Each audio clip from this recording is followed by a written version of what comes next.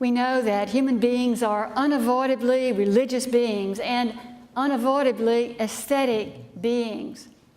We have all heard of the drawings of beasts on the caves of Sewell and the stones on Easter Island, but only recently have we learned that even during the Stone Age, even 400,000 years ago, there appeared the first signs of human expression of art.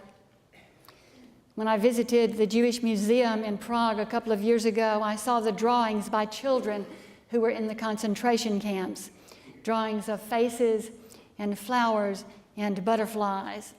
Why would this be so? Why would this impulse to create beauty be so persistent over time and in all kinds of conditions? What is the purpose of art? One might ask. What is the purpose of beauty? What is the purpose of a flower or a peacock or a mountain?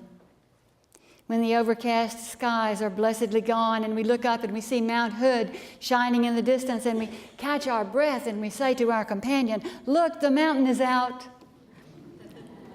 What difference does it make? What difference does the mountain make? We are drawn to beauty because it gives us pleasure, a special kind of pleasure.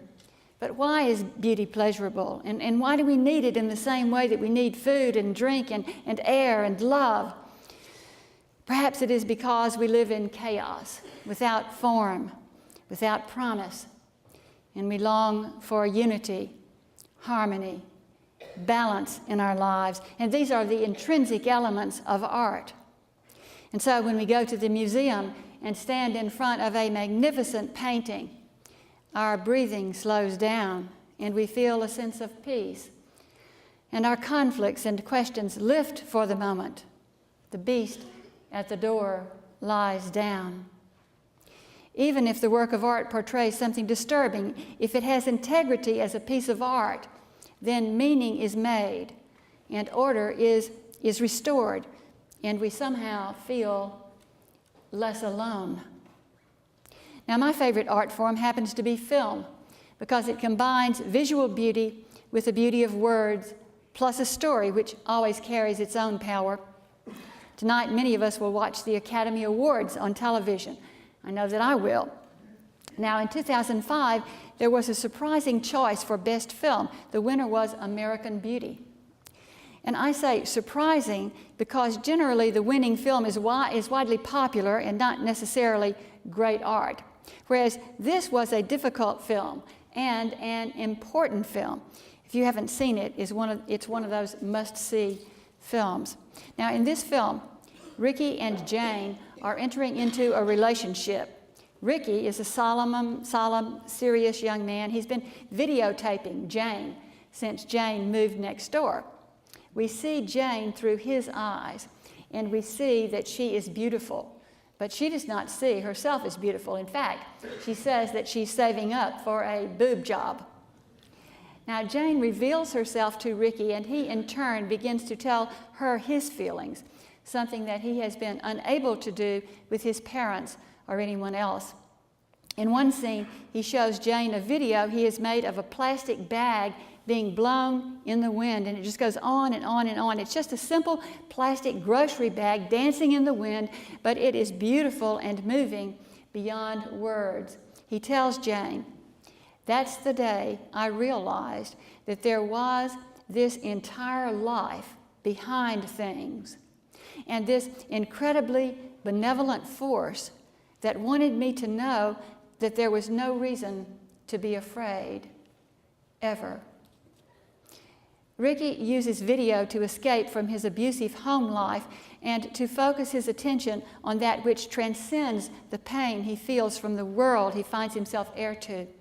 He tells Jane, "Sometimes there's so much beauty in the world, I feel like I can't take it, and my heart is going to cave in." Here we begin to see the greater reason for the existence of beauty in our world. As we develop our consciousness and we are able to experience beauty more deeply, like the alchemist, we begin to find spirit in matter. And I mean by that we can be awakened by beauty, awakened to truth within ourselves, truth which allows us to live with more integrity. Do you remember from your high school English class Keats' poem, Ode on a Grecian Urn?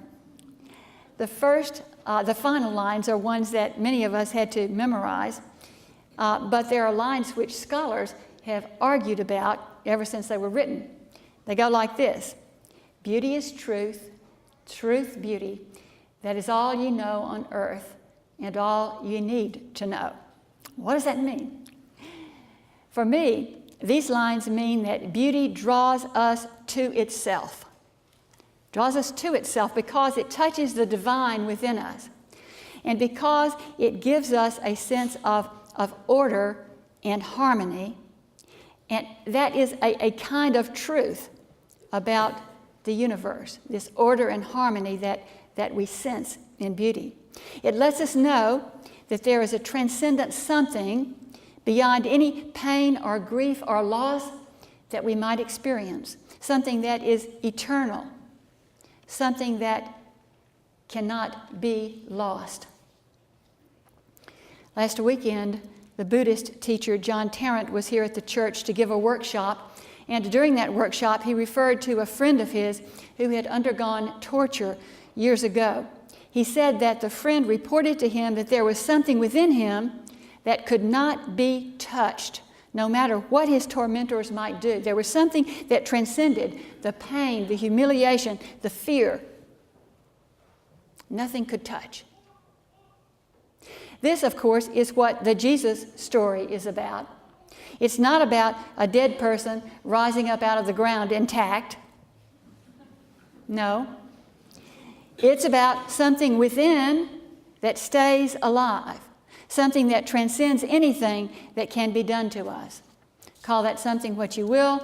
Call it the divine, the spirit, the holy. It's all metaphor, but it is real, and beauty is one path to this realm.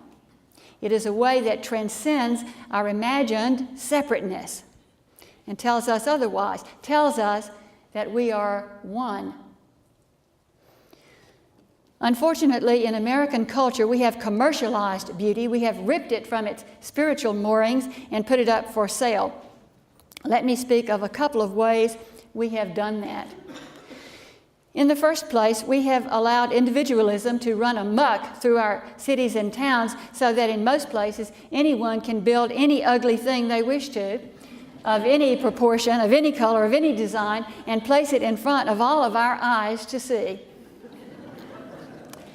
The commercial consideration is all that matters, it seems. Somehow it has been forgotten that our visual space is also our spiritual space, and that these streets lined with fast food places and filling stations are cluttering up our very souls. That's right. That space belongs to all of us.